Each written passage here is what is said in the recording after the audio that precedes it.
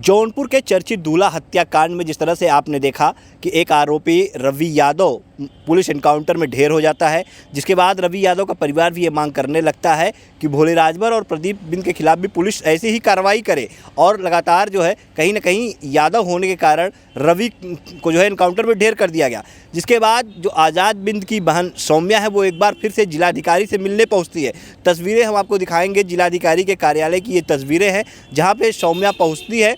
और सबसे पहले जैसे ही सौम्या वहाँ खड़ी रहती है और जैसे ही जिलाधिकारी अपनी गाड़ी में बैठकर निकलने वाले रहते हैं, वो सौम्या को देखते हैं। उसके बाद वो अपनी गाड़ी को रुकवाते हैं और न सिर्फ गाड़ी को रुकवाते हैं बल्कि सौम्या के पास बुलाते हैं, सौम्या से बातें करते हैं। फिर जब वो उनको ये समझ में आता है कि यहाँ सौम्या को एप्लीकेशन देना चाहते हैं, उसके बाद वो अपनी गाड़ी में से उतरकर नीचे भी आते हैं और नीचे आकर के सौम्या से बातें करते हैं। सौम्या जो एप्लीकेशन लेकर के गई रहती है वो एप्लीकेशन भी जिलाधिकारी लेते हुए नजर आते हैं। इस दौरान काफ़ी देर तक, तकरीबन 2 से 3 मिनट तक सौम्या और जिलाधिकारी के बीच बातें होती हैं, जिस दौरान सौम्या लगातार जिलाधिकारी से यही मांग करती है कि एक आरोपी तो इनकाउंटर में ढेर हो गया है, लेकिन और भी जो आरोपी हैं उसके भाई के हत्यारे हैं वो अभी भी आज़ाद घूम रहे हैं। उनको जो है कहीं ना कहीं पुलिस को जल्दी से पकड़ना चाहिए, उनके ऊपर भी कार्रवाई होनी चाहिए। इसके बाद जिलाधिकारी सौम्या को आश्वासन देते हैं कि आप निश्चिंत रहिए, आपको इंसाफ मिलेगा, आपके भाई को इंसाफ मिलेगा। और पुलिस मुठभेड़ में रवि यादव मारा गया है और जल्दी ही जो कानूनी प्रक्रिया के तहत जो वैधानिक कार्रवाई होती है उसके तहत जो अन्य आरोपी भी हैं उनके खिलाफ भी कार्रवाई निश्चित तौर पे की जाएगी और किसी भी दोषी को बख्शा नहीं जाएगा जो इस पूरे हत्याकांड के मामले में शामिल हैं। जिसके बाद बहन सौम्या कहीं ना कहीं आश्वस्त होती है कि हाँ, हो सकता है कि प्रशासन उनका साथ दे, लेकिन वो जिलाधिकारी को एप्लीकेशन देती है, साथ में ये भी बताती है कि अगर जल्दी से जल्दी कार्रवाई नहीं होती तो वो फिर आगे भी जो है धरना देने को, प्रदर्शन करने को बाध्य होगी। इसके पहले आपने देखा होगा किस तरह से सौम्या जब जिलाधिकारी कार्यालय में पहुंची थी तो काफ़ी विरोध प्रदर्शन करते हुए पहुंची थी, लेकिन इस बार सौम्या एकदम सिंपल साधारण तरीके से सिर्फ अपने परिवार के 3 से 4 सदस्यों के साथ, अपने पिता, अपने भाई, अपनी बहन के साथ वहां पे पहुंची थी। और वहां पे पहुंच करके उसने जिलाधिकारी को आवेदन दिया, एप्लीकेशन दिया और जल्दी से जल्दी हत्या आरोपी जो फरार चल रहे भोले राजभर उनके खिलाफ कार्रवाई की मांग की। सबसे पहले सौम्या पहुंचती है तो वो सत्यवीर सिंह से मुलाकात करती है। सत्यवीर सिंह जो कांग्रेस नेता भी हैं और अधिवक्ता भी हैं, और सत्यवीर सिंह ये एप्लीकेशन लिख करके सौम्या को देते हैं। इसके बाद सौम्या उस एप्लीकेशन पर सिग्नेचर करती है, उसके बाद वो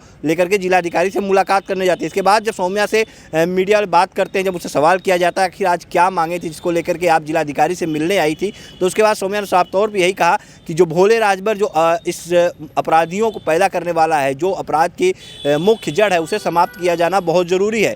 रवि यादव का इनकाउंटर हो गया, एक अपराधी मारा गया, लेकिन अब इसमें जो फरार चल रहे हैं भोले राजभर हो चाहे प्रदीप बिंद और जो भी इसमें हत्यारोपी जो दोषी हैं उनके खिलाफ कार्रवाई जल्दी होनी चाहिए। निश्चित तौर पे ऐसे ही उनके खिलाफ भी कार्रवाई होगी, तभी जाके उसे संतोष होगा, तभी जाके उसे लगेगा कि हाँ, उसके भाई को इंसाफ मिला। और अगर ऐसी कार्रवाई नहीं होती है तो निश्चित तौर पे वो आगे विरोध प्रदर्शन अपना जो है वो करेगी, जिसके लिए प्रशासन जो है वो जिम्मेदार होगा। इस मामले में मीडिया से जानकारी देते हुए कि क्या मांग लेकर के सौम्या पहुंची थी और क्या जिलाधिकारी ने किस तरह का आश्वासन दिया और कितनी संतुष्ट सौम्या नजर आती है और क्या कुछ कहना है रवि यादव के एनकाउंटर के बाद, जो रवि यादव का परिवार लगातार सौम्या पे आरोप लगा रहा है, जो प्रशासन पे आरोप लगा रहा है, जो सौम्या को रवि यादव का भाई ये कह रहा था कि सौम्या देख ले, वो देखना चाहती थी ना कि रवि यादव है या नहीं, या कोई और तो नहीं मारा गया है, तो सौम्या देख ले। उन सब सारे सवालों का जवाब जो है सौम्या ने दिया है। क्या कुछ कहा है सौम्या ने, आइए आपको सुनाते हैं। बस यहाँ पे यही गुहार लगाने आए हैं कि जल्द से जल्द कार्रवाई हो, इसमें लेट ना किया जाए। जैसे कि रवि यादव का हुआ है वही वो लोग का भी हादसा होना चाहिए। ये ना हो कि आप हाफ इनकाउंटर करके हमको दिखाएं, हमको ये नहीं चाहिए, ना ही वो कचहरी कोर्ट में जाने चाहिए, हमको ऐसे ही चाहिए परिणाम।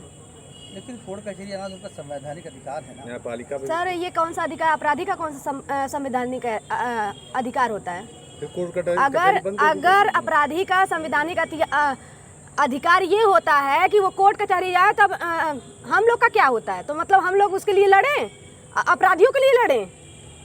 हम लोग यही चक्कर मारे तो हम लोग तो गए काम से, हम लोग पढ़ाई लिखाई हर एक चीज़ गया और अपराधी के लिए हम लड़ते रहे कि अपराधी का जेल हो, अपराधी का फांसी हो, इसीलिए लड़े। जिस तरह से रवि यादव का परिवार कह रहा कि यादव होने के नाते मार दिया गया, राजभर को बचाया जा रहा है, बिंद को बचाया जा रहा है, तो क्या आप सहमत हैं क्या इससे? हम बस देखिए सर, ये कहना चाहेंगे जातिवाद इसमें ना लाएं। मेरा एक ही मुद्दा है कि जातिवाद ना लाएं। और जैसे रवि यादव मरा अपराधी था, वैसे जितने अपराधी मेरे भाई के भोले राजभर है, प्रदीप बिंद है और सोले राजभर है, ये सब मरेंगे, कोई नहीं छूटेगा। और हमारा जब तक नहीं मरेंगे तब तक हम ऐसे ही साथ, मतलब तब तक लड़ेंगे। और हम बस अभी यही चाहते हैं कि प्रशासन हमको न्याय दे, और इसीलिए हम प्रशासन से गुहार लगाना था कि जल्द से जल्द कार्रवाई होनी चाहिए इस पे। रवि यादव के परिजन आरोप लगा रहे हैं कि सौम्या को पीछे से जो है आपके ही गांव के प्रधान इसमें स्थानीय स्तर से राजनीति कर रहे हैं। हमको क्या लगता है, हम नहीं जानते हैं। बिना जाने हम क्यों किसी बेगुनाह को ऐसे फंसाएंगे? इतने बड़े पागल हम दिखते हैं? मेरा भाई सब कुछ जिस हिसाब से मुझे बताया था, जितना मुझे पता था उतना ही नाम लिए, और जिनको मैंने खुद देखा है मेरे पापा और मेरे भाई को मारते हुए, उनका ही नाम ली हूँ, ऐसे नहीं नाम ली हूँ। और वो लोग थे, इसमें कोई वो नहीं है कि मतलब कि हमको कोई बता रहा है तो हम बता रहे हैं।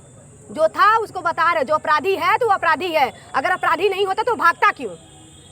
और क्यों उनके घर वाले अभी तक जो बात बोल रहे हैं, पहले क्यों नहीं बोले? पहले क्यों नहीं अपने बेटे को लेके आए?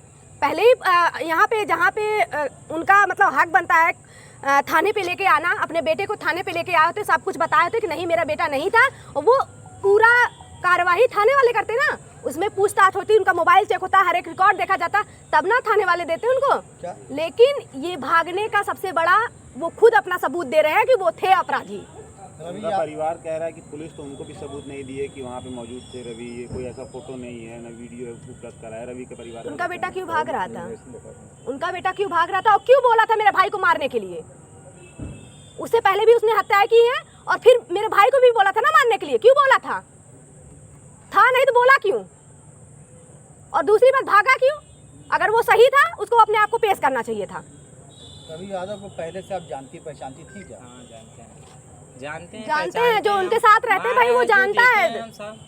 मेरे भाई जैसे कि मेरे बड़े पापा के लड़के मेरे भाई के साथ रहते हैं। अब मेरे भाई लोग जब जानते हैं पहचानते हैं उसको, तो तभी ना बोले हैं। और मुझे तो बस इंसाफ चाहिए, मेरे भाई के हत्यारों का वही होना चाहिए कि जैसे मेरे भाई को मारे उसी तरह वो वही यमराज के पास पहुंचने चाहिए। रवि यादव के एनकाउंटर से कितना संतुष्ट हैं आप? 1%। जब तक भोले राजभर नहीं मरेगा, प्रदीप बिंद नहीं मरेगा, मुझे संतोष नहीं है इसमें। कोई मुझे क्या मतलब, इसमें क्या मुझे मिलेगा? कुछ नहीं। मुझे जब तक भोले राजभर नहीं मरेगा, ताकि किसी के घर का लड़का अपराधी ना बने, दोबारा ऐसे ना मरे। और दूसरी बात ये है कि अपराधी जो जड़ है उसको अगर आप खत्म नहीं करेंगे तो कैसे हम, मतलब लड़ने का मेरा क्या है? अखिलेश यादव से मिलने आप गई थी, वहाँ कैसे पहुंची और क्या बात हुई आपकी? वहाँ पे हम पहुँचे, जैसे कि अखिलेश यादव, बस वही हुआ कि वो हमारा पूरा सहयोग कर रहे हैं। उन्होंने यही कहा कोई अपराधी बचना नहीं चाहिए, ताकि कोई घर का लड़का दूसरा अपराधी ना बने और दूसरे घर का लड़का मरे ना। और उनका बस ये है कि हमारा पूरा सहयोग करेंगे। कैसे आप वहाँ पहुँची, किसके माध्यम से पहुँची? अपने से उन्होंने हमको 4 बार बुलाया, 4 बार मैंने मना किया, 5वीं बार में मैं मानी थी। 5वीं बार में मैंने सोचा कि जब एक हमारे पूर्व मुख्यमंत्री बार बार बुला रहे हैं तो बार बार उनको ना मना करना ये अनादर है। और जब हमारे मुख्यमंत्री जो हैं, एक बार भी हम इतनी गुहार लगा चुके अभी तक नहीं बुला रहे हैं, जो बुला रहे हैं उनके पास तो हम जा सकते हैं, तो हम गए। योगी आदित्यनाथ से आपने मिलने की कोशिश की? बहुत कोशिश की, हमको प्रशासन पहले रोकी। और फिर सीधी सी बात है, अगर योगी आदित्यनाथ जी चाहते हैं हमसे मिलने के लिए तो प्रशासन खुद हमको ले जाके छोड़ते, लेकिन वो हमको चाह ही नहीं रहे हैं। ऐसा क्यों? अब वो जाने क्यों ऐसा हो रहा है। क्या वो चाहते हैं कि अपराधी बढ़े? अब वो जाने कि क्यों ऐसा कर रहे हैं। वो हमको बस न्याय चाहिए। अभी भी हम यही चाहते हैं आदित्य योगीनाथ जी देखें कि यहाँ पे हो क्या रहा है। हम गरीब, अब वो बोलते हैं जीरो टॉलरेंस, लेकिन जीरो टॉलरेंस यहाँ है। यहाँ पे जातिवाद पे लोगों को मारते हैं, फिर उसके बाद जातिवाद हो चाहे बस एक गरीब ही मरता है। यही शिकायत जो जड़ है, तो परिवार भी कर रहा है, जाति के आधार पर मारा जा रहा है, वही शिकायत आप भी कर रहे हैं। यादव को मारा गया, रवि यादव, बाकी तो लोग हम छवों को मारने के लिए बोल रहे हैं। आप लोग जैसे जातिवाद को सब दे रहे हैं नाम ना, ये जातिवाद नहीं है, जातिवाद आता है। चाहे हर तरीके से कौन खेल रहा है, इसमें राजनीति ही सब कर रहे हैं ना, इसमें राजनीति ही आ रही है। जातिवाद का नाम देते हैं, मरता कौन है? गरीब मरता है। तो मुझे ये चाहिए, जो अपराधी था वो तो मरा, अभी एक मरा है, लेकिन जो अभी बाकी हैं पांचों, वो पांचों मरने चाहिए, तब जाके हमको लगेगा मुझे इंसाफ मिला है। तो ये एक को मार दिया जाए, जो मेन अपराधी भोले राजभर, अगर उसको छोड़ दिया जाएगा ना, तो फिर वो कल एक दूसरे गरीब के घर का लड़का को अपराधी बनाएगा, खुद अपराध करेगा, लेकिन फिर गरीब के घर का लड़का मरेगा। तो ये हम नहीं चाहते। हमको सबका चाहिए, सबका मृत्यु चाहिए, और वो भी फुल इनकाउंटर चाहिए। डीएम साहब मिलने के तो क्या आश्वासन मिला? यही मिला है कि कार्रवाई हो रही है। हम बस उनसे यही बोला है कि जल्द से जल्द होना चाहिए। अगर जल्द से जल्द नहीं हुआ तो फिर हम जो करेंगे वो आप देखेंगे। ऐसा क्या करेंगे आप? जो हम करेंगे तो आप देखेंगे, बस हम यही चाहते हैं। क्या कानून हाथ में लेंगे आप? कानून हाथ में क्यों लें? हम जो करेंगे हम कानून को बता के करेंगे कि हम अब ये करेंगे, या फिर आप हमको तुरंत के तुरंत इंसाफ दीजिए। ठीक।